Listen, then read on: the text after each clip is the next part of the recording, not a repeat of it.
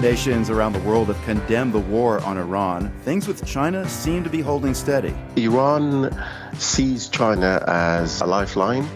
I'm Marco Werman. And I'm Carolyn Beeler. More on that relationship of convenience.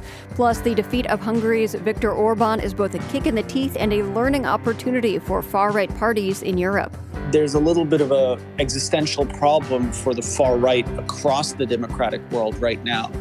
And as gas prices rise, so do EV sales. It's no longer an aspirational choice. It is a rather rational economic decision. And U.S.-led military drills in Libya symbolize a step toward unifying a divided country. It won't be easy. You have to choose one prime minister, one minister of defense, and they're going to fight. All ahead today on The World. This is The World. I'm Carolyn Beeler. And I'm Marco Werman. Thank you for joining us today. Talks about a pause in fighting in Lebanon have yielded results. President Trump announced this afternoon that Israel and Lebanon have reached a 10-day ceasefire agreement. Trump wrote on Truth Social, "Both sides want to see peace, and I believe that will happen quickly." I'm joined by The World's Shirin Jafari for a look at what we know so far about the agreement. Shirin, what else do we know? The details are still coming to light, but President Trump said that he has spoken over the phone with the Lebanese president, Joseph Aoun, and also the Israeli Prime Minister, Benjamin Netanyahu, and they have both agreed that in order to achieve peace, they will formally begin a ceasefire. And it looks like the plan is that while the two sides stop fighting, negotiations will continue for a more comprehensive deal. Trump seems to be pushing for this ceasefire to hold. And he said in his post on Truth Social that he will ask the chairman of the Joint Chiefs, General Dan Kane, to join with the Secretary of State Marco Rubio and Vice President J.D. Vance to, quote, work with Israel and Lebanon to achieve a lasting peace. So it seems like he is involving top-level officials in his cabinet to oversee this ceasefire. So this is what Trump has announced. What has each side said since then, since his announcement? So a Hezbollah member of parliament, Ibrahim Musavi, told reporters that the group will be respecting the ceasefire. He also called on the Israelis to abide by the ceasefire and said it should stop all of its attacks on Lebanon. The Israeli Prime Minister, Benjamin Netanyahu, said that his government also accepts the ceasefire, quote, in order to try to advance a peace accord with Lebanon. Of course, there is no guarantee that a ceasefire will hold. Things can change fast. They sure can. What do we understand so far about why the two sides are agreeing to a ceasefire now? It seems like President Trump wants this war in Lebanon to come to an end, and he is pressuring the two sides to accept this deal. There was a meeting earlier this week, as we reported on the show, between Israeli and Lebanese leader, which was a significant moment. This was the first time that the two sides met face-to-face in almost 3 decades. So it seems like this started a momentum, and now we have reached this moment that the president is announcing a ceasefire. Have you heard anything from anyone in Beirut today? You know, the bombardments in Lebanon have been intense in the past few weeks, especially in the south. Today, the Israeli military destroyed a bridge that connects the south to the rest of the country. Israel has been hitting schools and hospitals, killing journalists and healthcare workers, and it has leveled large areas in the south. So even if there is a glimmer of hope that this can come to an end, it is, welcomed in Lebanon. One person messaged me today and he said that, it's only 10 days. We don't know if it's going to hold or not, but we can at least take a breath and a sigh of relief. So this is being welcomed in Lebanon from at least the people that I have been in touch with. And what about in Israel, Shirin?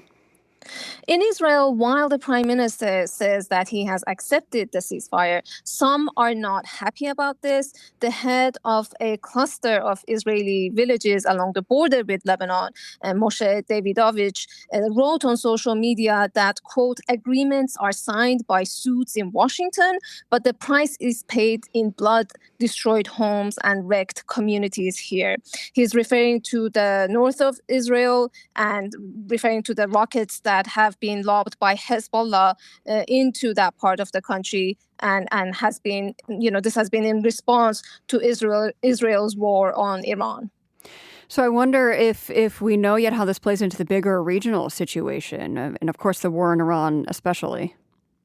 Yeah, the Iranian leaders have tied the war in Lebanon to the negotiations with the U.S.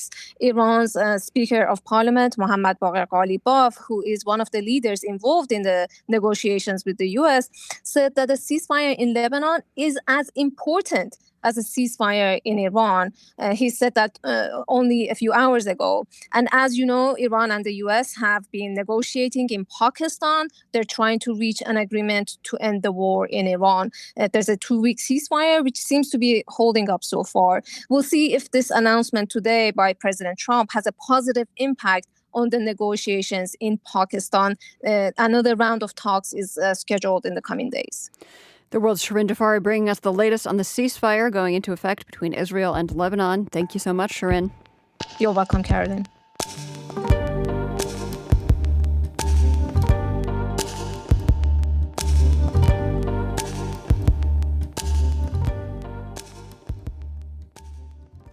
China is going public with its concerns over the now closed Strait of Hormuz. Beijing's top diplomat stressed the importance of reopening the waterway during a phone call today with his Iranian counterpart. Wang Yi stressed that Iran's sovereignty and security should be respected and safeguarded.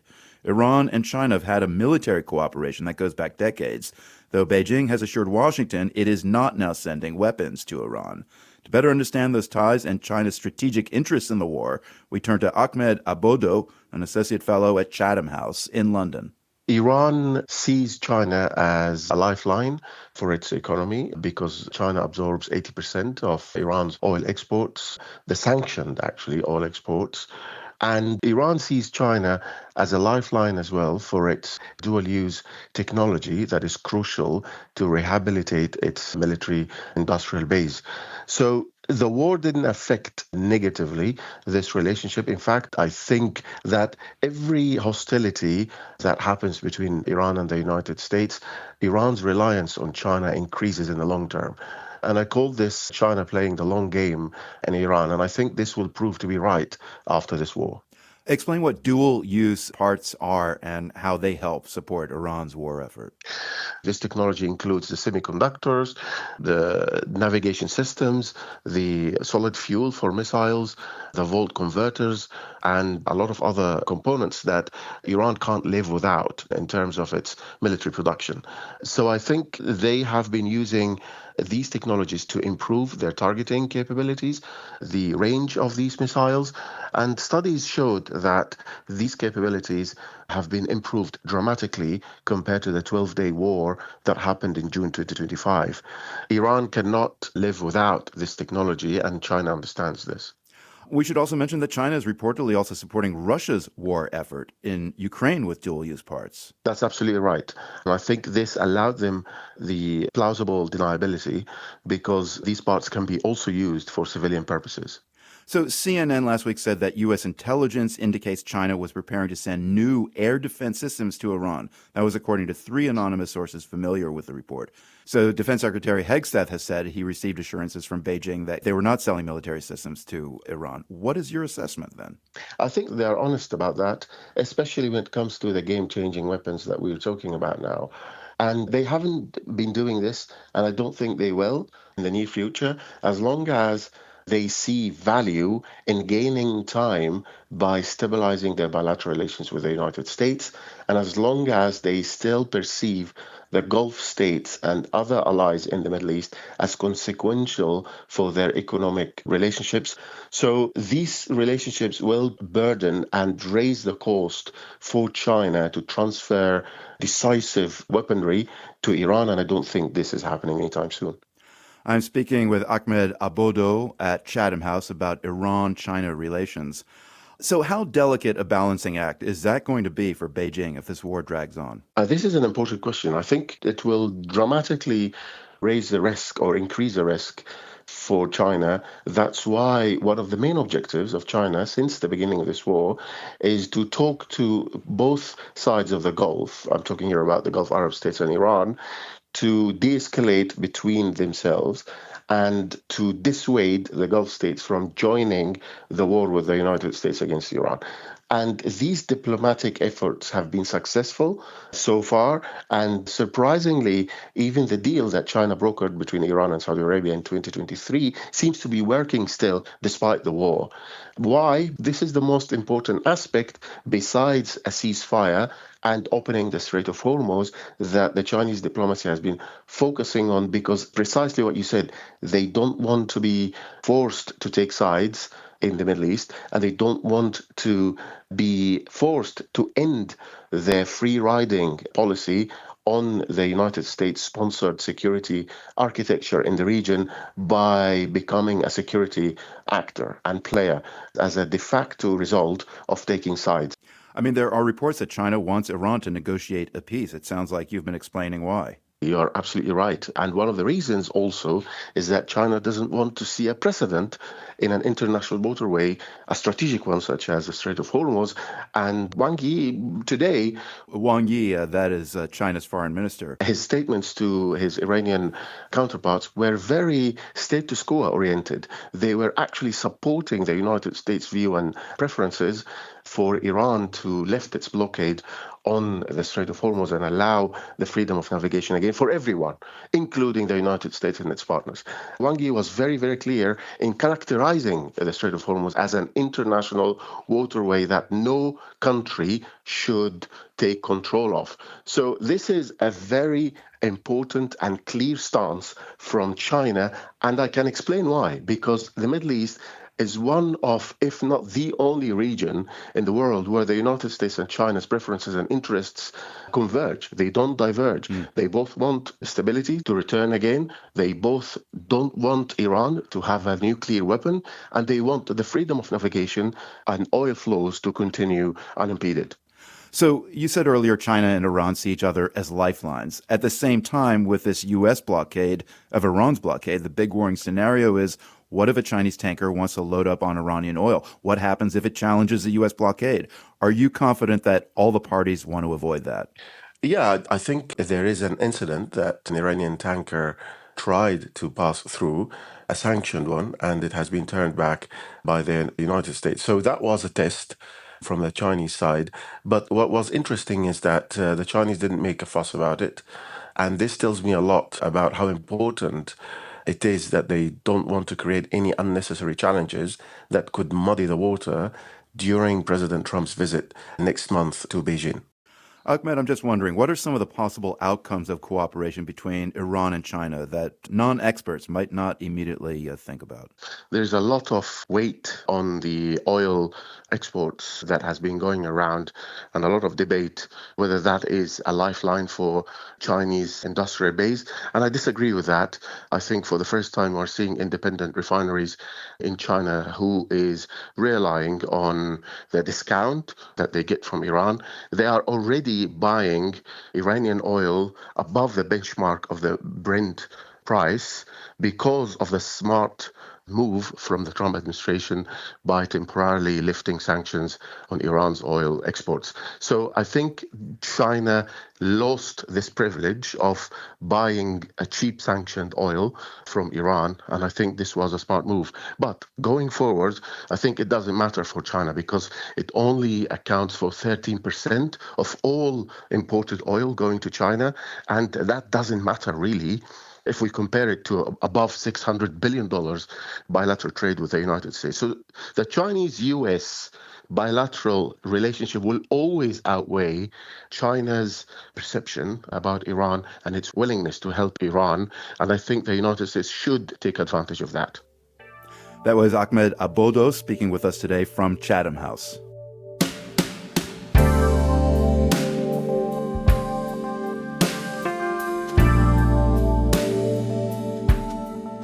Some striking new developments in Libya and how the war in Iran has sped along a shift in attitudes toward electric vehicles. Those stories and more are still to come. This is The World.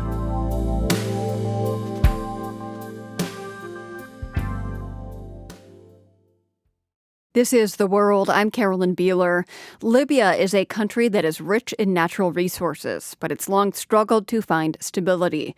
After the overthrow of dictator Muammar Gaddafi in 2011, the country effectively split in two. Rival governments supported by different militias and foreign powers control eastern and western Libya.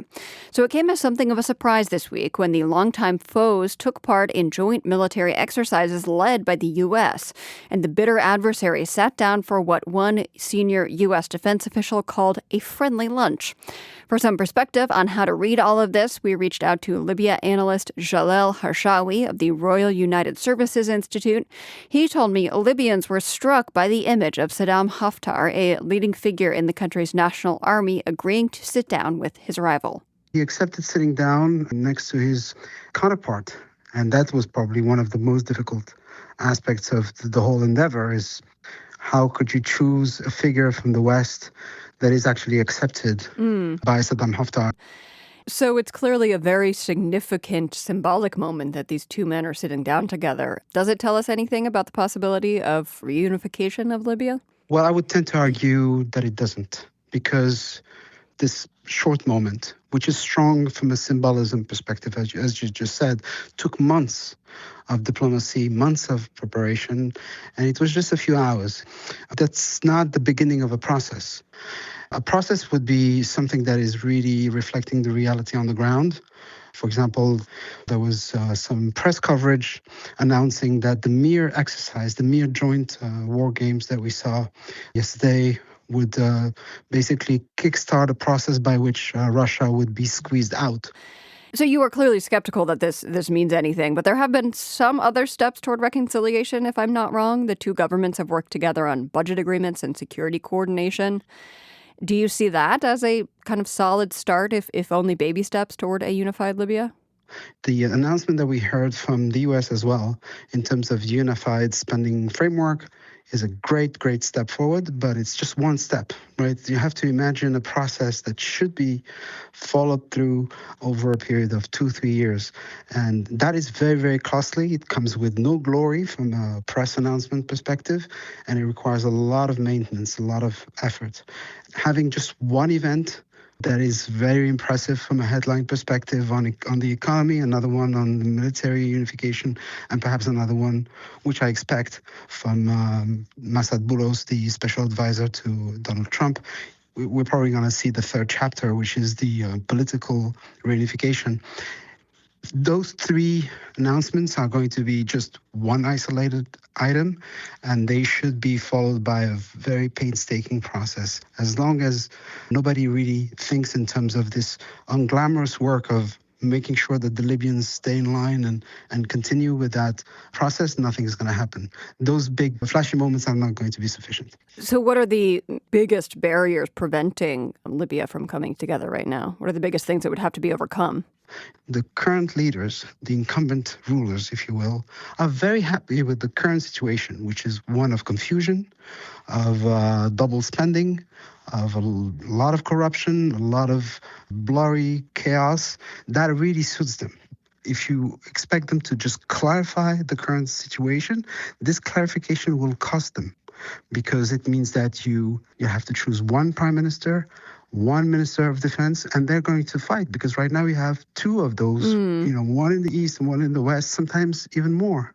So the two sides aren't fighting right now. They're relatively peacefully coexisting on their own pieces of Libya, and so they just want to keep it that way. Exactly.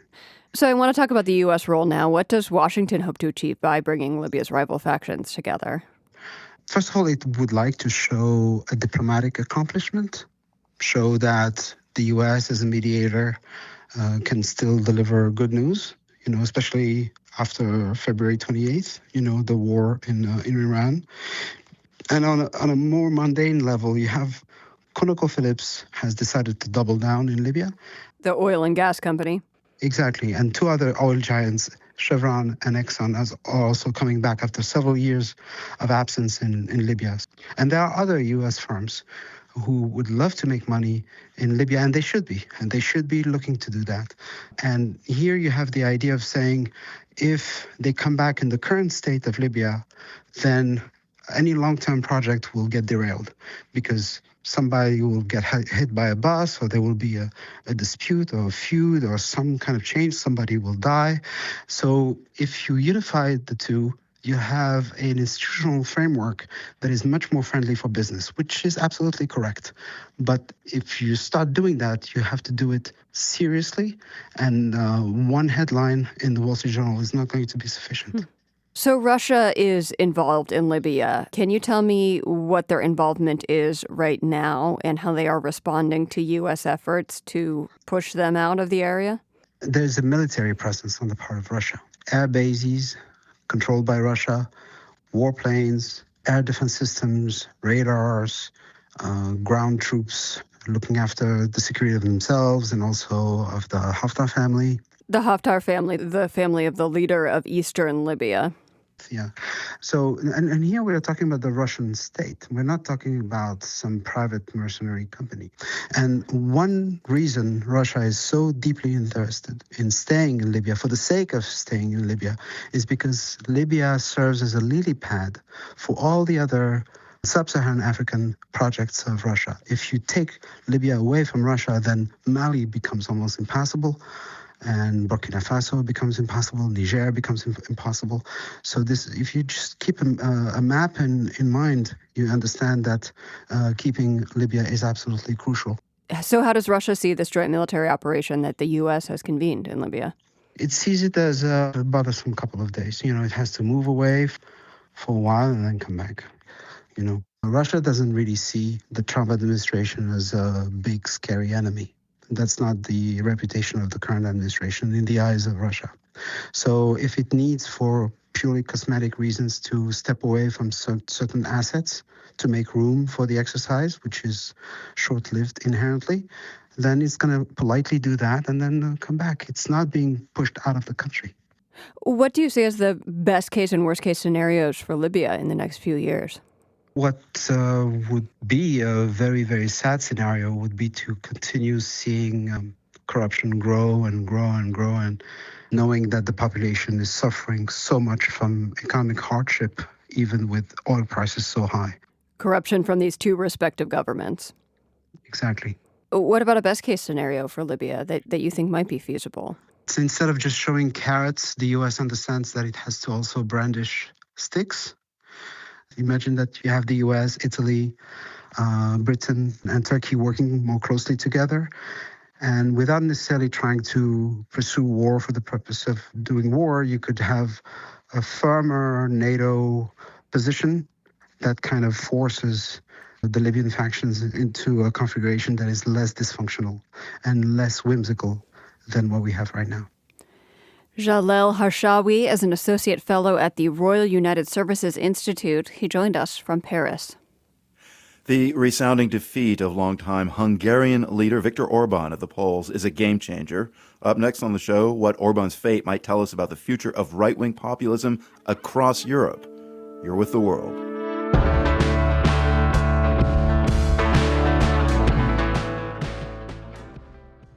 This is The World. I'm Marco Werman. The far-right movement in Europe has lost one of its most important figures with the defeat of Viktor Orban in Hungary's elections this week. During his 16 years in office, Prime Minister Orban and his allies took control of state media, redrew electoral boundaries, and filled the judiciary with party loyalists. All of that cast him as a forceful symbol for the populist right beyond Hungary. The World's Europe correspondent Orla Barry looks at what message Orban's defeat could send to other right-wing populists on the continent. In Budapest 3 weeks ago, Matteo Salvini, Italy's far-right party leader, led a crowd in a chant supporting Viktor Orban. Also at the event was the leader of the Spanish far-right Vox party and French far-right leader Marine Le Pen. Viktor Orban qui se présente à nouveau devant les électeurs hongrois le 12 avril prochain. Viktor Orban is a visionary and a pioneer, Le Pen said. This week on social media, Le Pen slammed EU officials for celebrating Orban's defeat. Ursula von der Leyen, the EU Commission President, had called the election result a victory for fundamental freedoms. Germany's Chancellor Friedrich Merz also celebrated Orban's loss. Der Rechtspopulismus hat gestern in Ungarn Right-wing populism has suffered a heavy defeat, Merz said. So I think it is symbolically important, but I wouldn't overstate the actually practical impact of this on other far-right parties in Europe. Gabriele Greilinger is a doctoral researcher specialising in Europe's far right at the University of Georgia. I think the Hungarian election in many ways has been primarily about Hungarian issues, as most national elections are. So I think far-right parties will remain relevant in their national context, despite whatever happens in a different country. But Greilinger says there is one area that Europe's far-right movement may feel the pinch, and that's in its pocket. Far-right parties in France and Spain have received millions in loans from a Hungarian bank run by an ally of Orban's to finance their political campaigns. Orban's government has also funneled money into organisations that hold conferences promoting his populist views. And it set up a think tank in the heart of Europe called MCC Brussels. It is possible that if the new government makes constitutional changes, they can try to do whatever they can to shut us down. Frank Furedi is the executive director of MCC Brussels. I think we're all right for this year, and we decided that whatever happens, we'll continue because we'll basically just have to go fundraising and get alternative sources of funding to continue. Furedi has just written a book entitled In Defence of Populism. Orban's defeat is a blow, he says, but it's not the end of the world. There will be other Orbans, he says. The Hungarian leader was also the co-founder of Patriots for Europe, an alliance of far-right Eurosceptic lawmakers in the EU Parliament. Portuguese MEP António Tanger Cucaya is vice president of that alliance. It's always a loss, it's always a loss, let's face it. But in fact, we have other stories of success. We have stories of success in Austria, we have stories of success in the Czech Republic. The alliance will continue, he says. Tanger Cucaya is also vice president of Portugal's populist Chega party. I ask him if Orban's defeat might change the way his party operates going forward. No. My party is, of course, independent. I think this is normal democracy working. Sometimes you lose, sometimes you win. With Orban gone, all the speculation in Brussels is about who will take on the new role of disruptor-in-chief in the EU. Slovakia's Prime Minister Robert Fico, an Orban ally who's also anti-EU, is a possible contender. He is the heir apparent. I don't know that he has either the kind of ideological or political mettle to do that. Yasmin Mujanovic is a political scientist who specialises in southeastern Europe. We need to watch who Russia starts courting more aggressively, he says. I think presumably they're also still holding out hope, for instance, in Germany, that the AfD is a party with a political future in German leadership. The AfD may see Orban's defeat as a Hungarian issue, he says, but there are lessons to be learned from it. There's a little bit of an existential problem for the far right across the democratic world right now. All of them, once in power, have performed incredibly poorly. They have devastated local economies. They have instilled chaos within local political regimes and have deeply, deeply disrupted their societies. And let's not forget, he says, that it wasn't just far-right parties in Europe who were championing Viktor Orban. I'm a big fan of Viktor. I'm with him all the way. The United States is with him all the way. President Trump openly signalled his support for Orban several times in the lead-up to last Sunday's election, not least sending his own vice president to an Orban rally days before the vote. Sten van Kessel, a politics professor at Queen Mary University of London, says that intervention may well have backfired on Orban.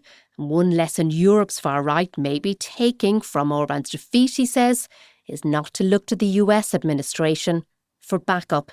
To the extent that far-right leaders were snugging up to Trump or sort of trying to show allegiance with the MAGA movement, they have clear incentives to kind of move away from MAGA and Trump, because Trump is not a popular politician in Europe. With Orban gone, Van Kessel says, Europe's far-right populist parties are still a powerful political force across the bloc, and one election in Hungary is not going to change that. For The World, I'm Orla Barry.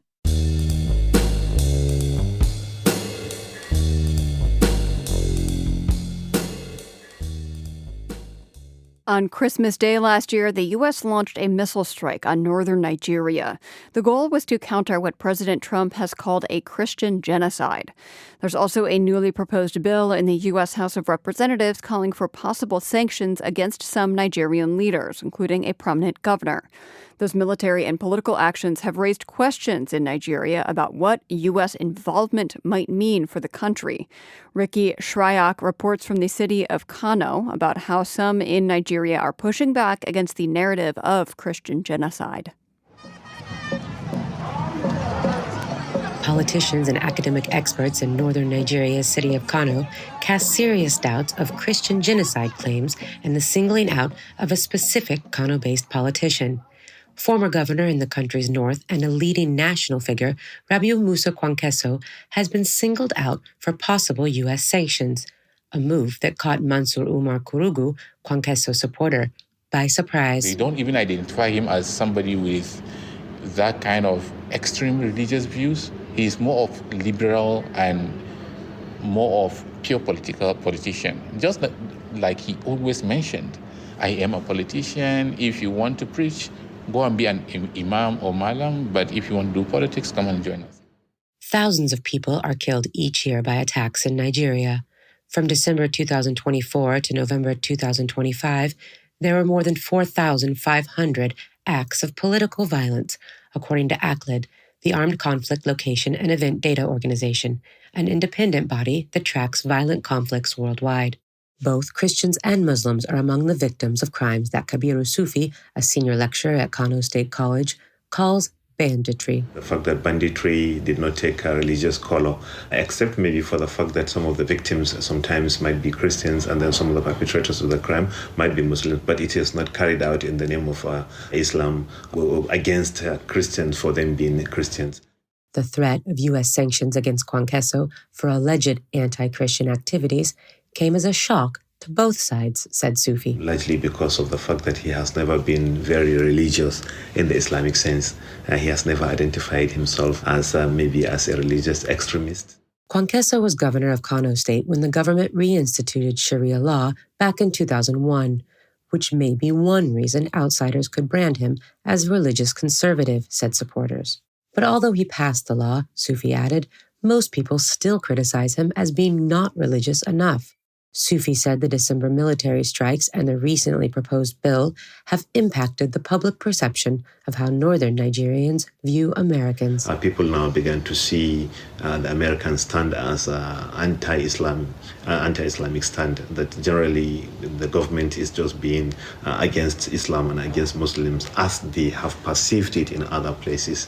Probably people think that what they have seen in Afghanistan, in Syria, might be on its way happening here in the northern part of the country.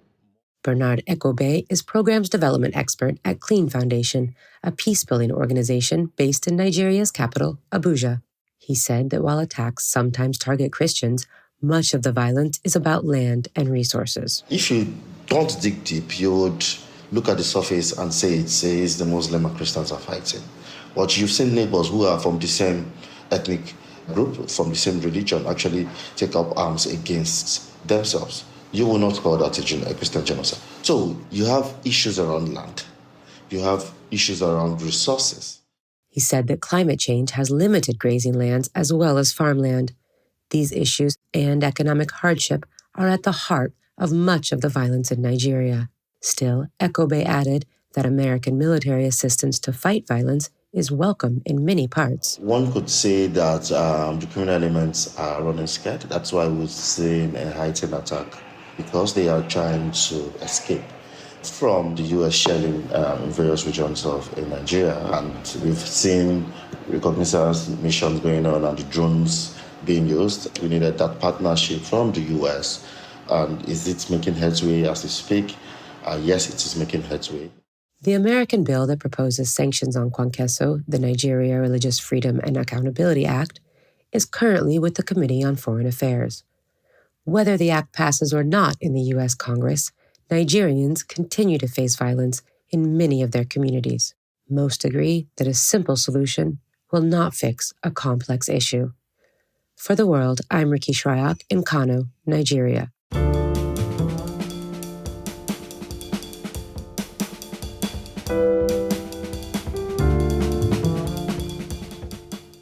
With oil prices soaring globally because of the war in Iran, drivers seem to be ditching their gas and diesel-powered vehicles. Online car marketplaces around the world are seeing a surge of interest in EVs, and electric vehicle registrations are up in several countries. As our transportation correspondent Jeremy Siegel reports, analysts believe the Middle East conflict may push to a whole new level the global effort to adopt EVs. Before the U.S. and Israel launched strikes on Iran, only a select few countries were driving EV adoption rates, like China, Norway, and some emerging economies, including Mexico and Brazil. Other parts of the world have lagged behind. In Europe, for many years, we have been asking ourselves how to successfully scale the adoption of electric vehicles. Agnieszka Tajka is a vice president at Olix Group, a global website for buying and selling cars. She says the EU has worked hard to increase demand for EVs through subsidies, more charging infrastructure, and a regulatory crackdown on CO2 emissions. But now, it looks like skyrocketing fuel prices due to the war in Iran may end up turbocharging demand because it's making the switch to electric financially attractive. It's no longer an aspirational choice when it comes to choosing an electric vehicles. It is rather directed through rational economic decision. If you look at the economic calculation, the perspective of having an electric vehicle is simply more stable. And when you analyze the operating costs, they're often lower. Tajka says her website has seen a surge in interest in EVs in all of their markets across Europe and in parts of Africa. Looking at the data from the countries we operate in, like France, Portugal, Romania, Poland, and South Africa, we do see that the shift towards EV is global. It is not, let's say, country-specific. It is the region and global specific. It is important to note that the data Tajka is referring to is interest in EVs, people considering buying a car.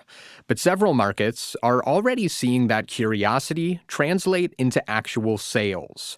According to the British consulting firm Capital Economics, registrations of electric vehicles in Japan, South Korea, and New Zealand more than doubled in March compared to last year, and rose by over 50% in India and Australia. Chinese EV maker BYD has reported a huge boom in sales in Thailand and the Philippines, where dealerships say they're seeing record foot traffic. Marcin Stepman of the Swedish car marketplace Blocket says his country has seen a boost in interest and purchases. It's almost like the 1-to-1 ratio if we look at the increase in EV sales to private persons.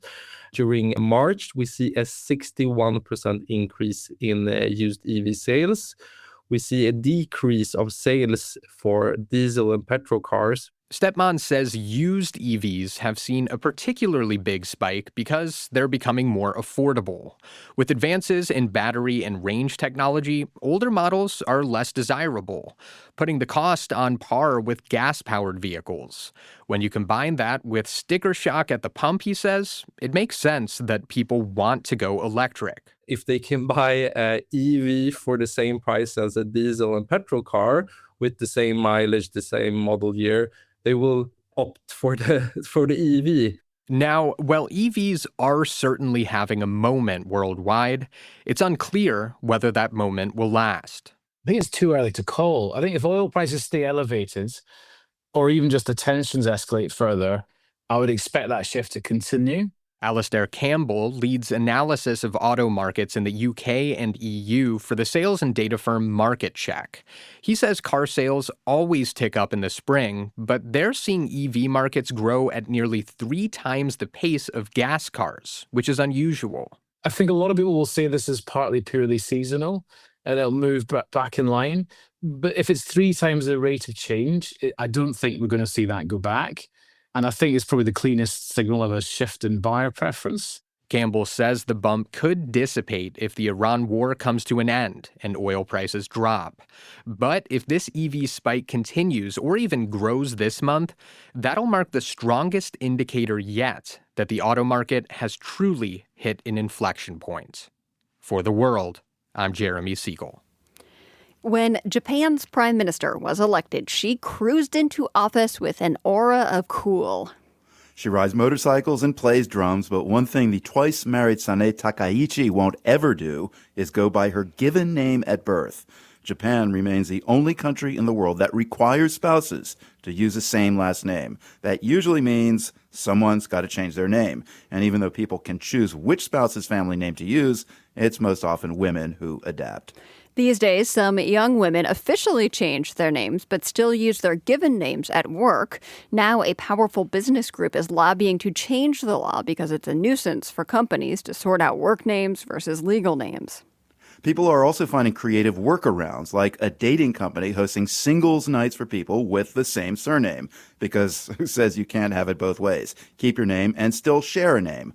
One town has gone so far as to try to lure single residents with the phrase, desperately seeking Suzukis. It is not easy to find your person. At least this way you start out knowing you have something in common.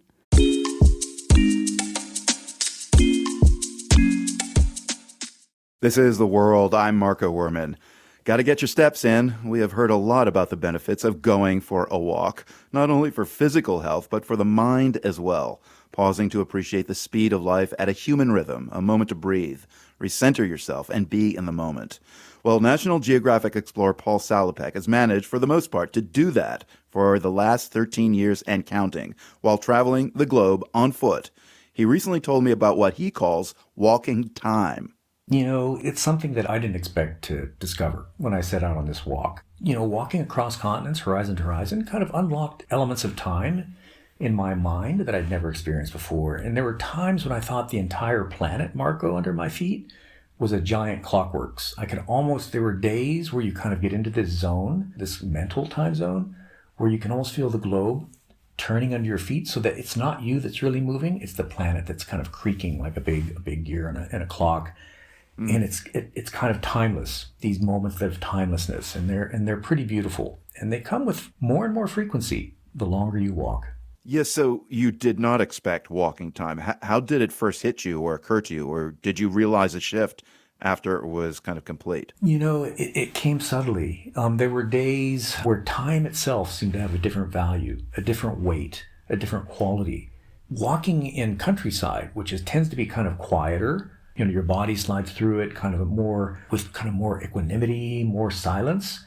I could almost feel time slow down, you know, kind of to a point where I started calling it sacramental time, Marco, where it was kind of an eternal present, where the past and the future could occupy the same space between footfalls. There were other times when I was walking along, super busy highways, like the Grand Trunk Road in Pakistan, where time itself seemed to speed up. Not just the traffic, but the actual fabric of time started gushing like a river, like a whitewater river. So I started thinking of the topography of time. There were pools of time that were still, there were gushing rivers of time that was fast, and it took slowing down with millions and millions of footsteps to kind of finally apprehend it, kind of in a tangible way. So I want to know how this walking time shifts in the modern world. You were just talking about rural areas, time slowing down. Big cities, which you've encountered many of, are synonymous with hustle and bustle. The opposite of this phenomenon in the countryside. What happens to your sense of time in cities? I feel like I'm out of sync. Everything speeds up. The sounds speed up, the visuals speed up. I start feeling myself kind of materially getting less and less real. I almost end up feeling for the first day, Marco, like I'm a ghost. Like all this stuff. Have you seen those fast motion movies where like you see lights going like crazy, traffic going like crazy? Yeah, sure. That's what it seems like. And like I'm the only guy, me and my walking partners are the only people who've kind of walking at a real quote unquote time frame. Everything else is sped up around me like a movie. And it takes about a day or two for that eerie feeling to kind of wear off. And then I kind of get on urban time myself. And then you also move through small villages in India, which provide a really stark contrast. How would you describe the speed of time there? There's kind of a paradox because even the countryside, and I walked mainly through northern India, it's still quite densely populated. So the countryside, there's a village every like 2 kilometers, it's a little bit over a mile apart. And what is that? That's, depending on how fast you walk, that's, 15, 20 minutes. And they're kind of, this distance is very human. It's like, it's what takes you to kind of go see a neighbor or walk to a shop. The kind of, the human muscle shaped landscape also affected the experience of time. because a lot of people are still out walking in rural India. It was one of the places where I actually kind of fit in, because I was not just a crazy walker with a walking partner out by myself. Millions of people were out walking. And there I felt that the granularity of time, with so much that is attached to kind of handmade things, was very dense. I described it as kind of like a dark star of time, where I kind of like every second weighed on me, right? These are psychological effects, these are emotional effects, but I feel like after 13 years, Marco, that I've walked through centuries and nanoseconds, and it just depends on kind of where I am on the surface of the earth for these kind of things to manifest. So speaking of walking in the modern world, you get to Myanmar in the middle of the 2021 military coup, and you say time for you stopped. Can you explain? There's this feeling, probably you can attribute some of it to adrenaline, probably you can attribute it, at least in my case, to grief, where something terrible happens in front of you, and it's just like the clock stops. And almost your heart stops with it. And that's what I felt by the end of that experience of the coup. And, when I finally had to leave Myanmar, I felt like I'd been arrested in time. And it was a time of great tragedy and enormous amount of pain. So, I don't know, I have a friend who's a great writer, and he says about writing about things like pain, he says, slow down where it hurts when you're writing about pain. And I think in Myanmar, it just actually slowed down to a stop. I felt like a part of my life just stopped in Myanmar. Did it feel like time resumed when you left Myanmar? Very much so. Paul, I've been struck this week by the Artemis II mission and the poetic takeaway the crew had upon return, as member Christina Cook explained so beautifully. We should be a united crew on planet Earth as they look back at the blue ball against the stark dead blackness of space. You've got the privilege of moving at human speed, but at the slow end of things, not 25,000 miles per hour, but at 4. What thoughts occur to you? Because we're all space travelers, but you're really a space traveler. Yeah, it's kind of the anti, space traveler in a sense. It's inner space, right? And I think what time on this walk has done for me has, in fact, emphasized the commonality of human time. All the things that kind of have us a little anxious, a little unsettled about speed, about quickness, comes from an acceleration of civilization, right, in the last couple generations. And I think the luxury, the gift of being able to slow down to what I would say is quote unquote normal time, which is the time it takes to walk across a room, a city, or a continent, puts everybody kind of on an equal footing, an equal time frame. And eventually, even those zipping cars that go by me, like in that fast motion film, when I walk into big cities, they have to pause sometime. And I often wish when they get out of the car, if they could take a break, and even if they're just walking from their parked car in a parking lot to where their apartment is, that they rejoin kind of the common bedrock of human time, human experience, which I believe is walking. I love that answer because it shows we can experience what the Artemis mission crew experienced. That is National Geographic explorer Paul Salopek. Paul, thank you for joining us again. Thank you, Marco. Always a pleasure. You can follow Paul's journey and see photos online at outofedenwalk.nationalgeographic.org.